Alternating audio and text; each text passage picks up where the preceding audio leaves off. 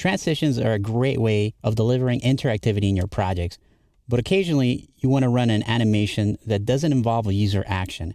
In that case, we need to use keyframes. So let's see how that works. What we're going to do is going to make an animation that will happen when this icon loads, and then we'll do an animation that happens when somebody clicks on this element. So first we'll do an onLoad handler to handle what happens when this image loads. And what we'll do is we'll change the class name to a class that we've set up right here called load icon. And let's test that out. We'll change the width when somebody loads this thing to 100 pixels. And you can see that as that page reloaded, it resized that icon. So we know this load handler is working correctly. So now we're ready to add an animation. So if you're used to using keyframes and Flash, this might be a little familiar to you.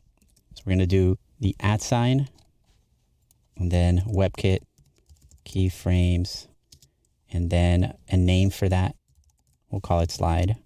And then we'll use the keyword from. And for right now, we'll just change the opacity. We'll make it go from 0. And we'll use the keyword to. And we'll change the opacity to be 1 right there. So right now, nothing's happening because we need to tie this keyframe with the style that we're applying when the icon loads. So we'll do that by putting in a keyword here, WebKit animation, and we'll tell it a little bit about how we want this animation to be applied. So we'll say first, the animation that we want is the slide.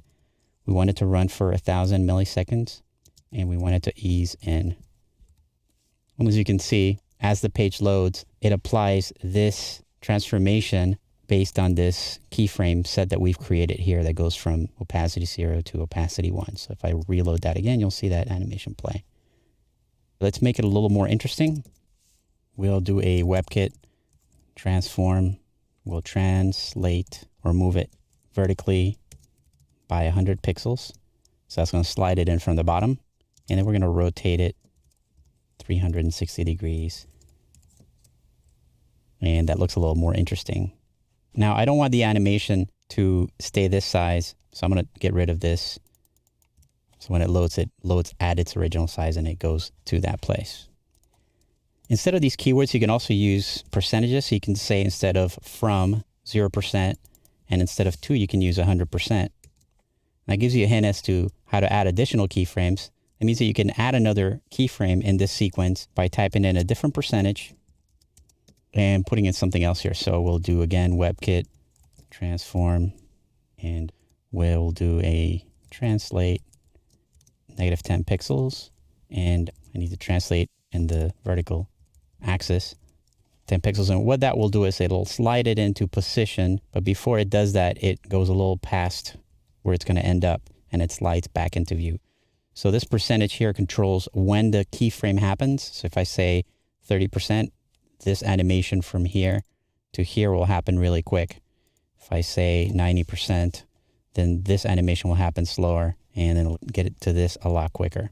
Now you may notice that we're missing the rotation. It's because we didn't put it over here. And since the original object doesn't have a rotation property in it, it's resetting it to whatever the original object has.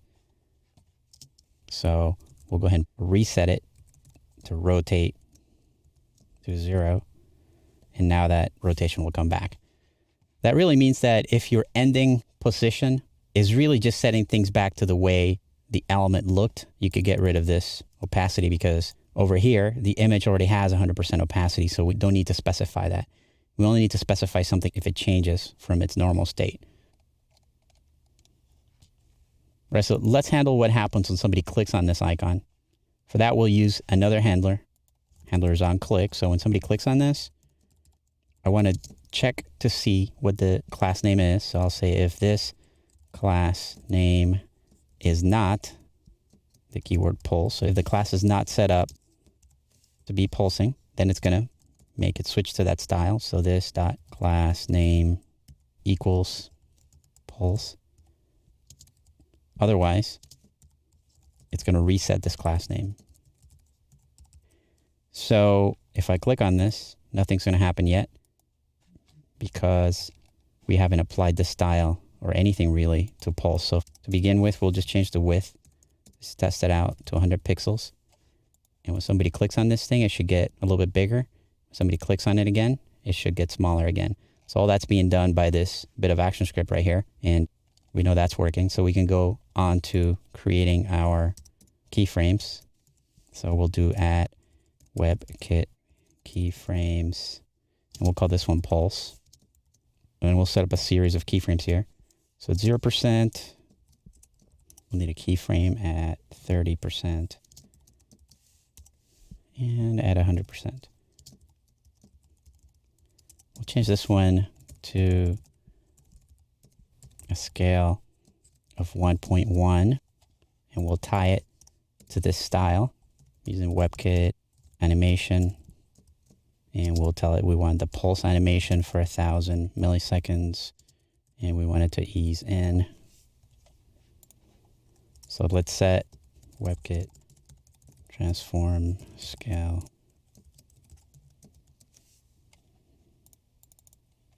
And we'll do the same thing over here. Well, it looks like I forgot the 100% right here. So let's add that and check it out. Okay. So now you can see it pulsing, but it's also applying this transformation of 100 pixels here. So we'll take that out to make sure it doesn't switch it as soon as it applies this class. And you'll see that animation pulsing as soon as I click on it. All right, if you want to play an animation more than one time, you just add another number here.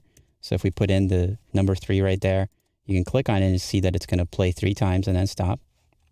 You can also add the keyword infinite if you want something to continue playing forever. So if you click on that, now it's going to keep on pulsing until I click on it again, and then our JavaScript will take care of resetting it back to the image.